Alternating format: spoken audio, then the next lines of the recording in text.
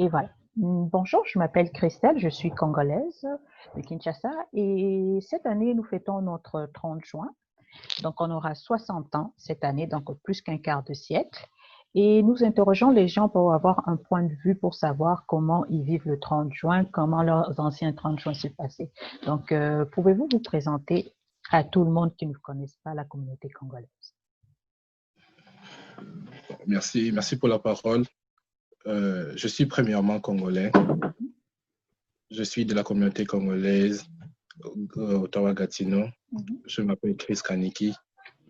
Chanté. Et président, membre fondateur d'une structure de jeunes ici au Canada et au pays qui est la Timor. Puis dites-moi, que représente pour vous le 30 juin 1960? Bon, le 30 juin 1960, en tant que Congolais, en tant que jeune, le 30 juin représente pour moi l'autonomie, la liberté d'action et de faire l'émancipation. Ok.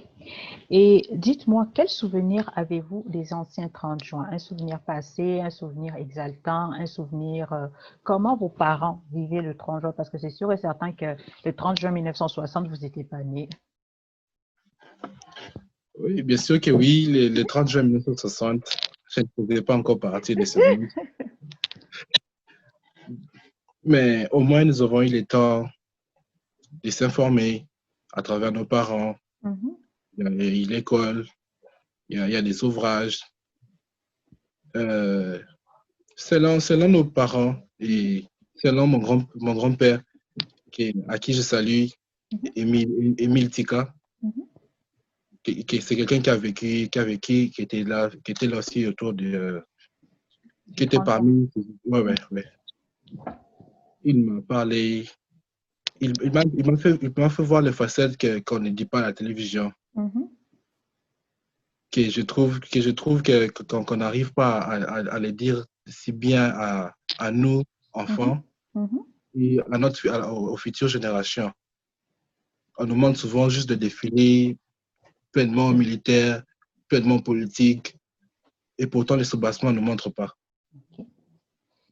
Et dites-moi, en fait, quel message avez-vous, étant donné que vous venez de dire, en fait, on nous montre pas, en fait, l'autre côté, on nous montre juste les défilés militaires, les beaux, comment c'est. Dites-moi, en fait, pour cette génération et la prochaine génération, quel message avez-vous par rapport au 30 juin?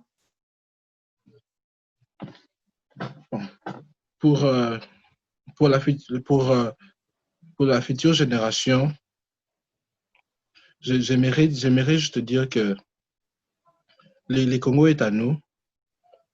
Comme le dit bien notre hymne national, nous bâtirons un Congo plus beau qu'avant. Et j'aimerais dire à nos jeunes que ne puissions pas nous laisser amadouer que ne puissions pas être amadoués par les propos des gens qui ont échoué et que la jeunesse puisse être consciente pour son épanouissement et que le pays est à nous, que l'âme du Congo est aux Congolais.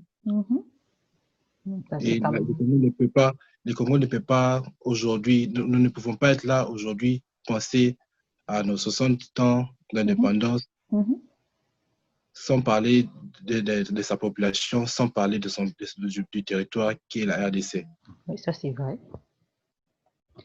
Et dites-moi, en fait, vous en tant que jeune, en fait, quel mot de la fin avez-vous à dire à tous les Congolais? Parce que comme vous venez de le dire, la jeunesse, les jeunes d'aujourd'hui, ceux qui viendront demain sont l'espoir du Congo. Donc, quel message, quel mot de la fin avez-vous à dire par rapport, étant donné qu'on va vivre notre 60e, et des mots d'encouragement, une petite leçon, quelque chose en fait qui va booster les jeunes Congolais? Bon, pour la jeunesse congolaise, j'aimerais juste te dire que nous voulons une jeunesse consciente de son avenir. Nous voulons une jeunesse épanouie. Nous voulons une jeunesse qui s'assume. c'est juste ça que je peux dire.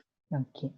Donc, Monsieur Kaniki, merci d'avoir pris le temps de répondre à nos questions. Et j'espère juste que vous allez passer un excellent 30 juin. Et dans tout ce que vous allez faire, en fait, que ce soit une journée excellente, que ce soit une journée remplie de joie, étant donné qu'on va la fêter différemment, et que le prochain 30 juin 2021, ça va être différent. Donc, merci beaucoup. Le plaisir est partagé.